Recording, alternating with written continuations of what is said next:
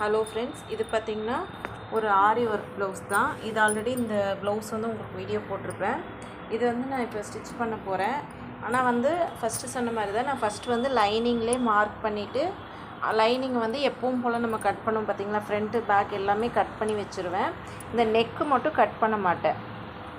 ஏன்னா இந்த நெக்கு வந்து ஒரு சிலர் வந்து பண்ணுறாங்க, என்ன பண்ணுறாங்கன்னா நெக்கை கட் பண்ணிவிட்டு எக்ஸ்ட்ரா இந்த இடத்துல ஒரு அளவு துணி விட்டுட்டு கட் பண்ணிடுறாங்க. அதுக்கப்புறம் ஒத்த குதிரை போட்டு தைக்கிறாங்க. அது என்னன்னா ஃபினிஷிங் வந்து சரியாக வராது.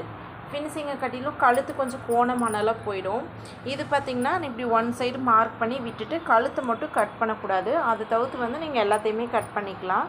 கட் பண்ணிவிட்டு எப்பவும் போல் பாருங்கள், ஃப்ரண்ட் சைடு இது பார்த்திங்களா கரெக்டான அளவு, எக்ஸ்ட்ரா ஒரு அளவு, அந்த மாதிரி ஃப்ரண்ட் சைடு மார்க் பண்ணியிருக்கேன், பேக் சைடு மார்க் பண்ணியிருக்கேன். எல்லாமே வந்து லைனிங் கட் பண்ணிவிட்டு நான் மார்க் பண்ணங்காட்டி எனக்கு வந்து ரொம்ப ஈஸியாக இருக்கும்.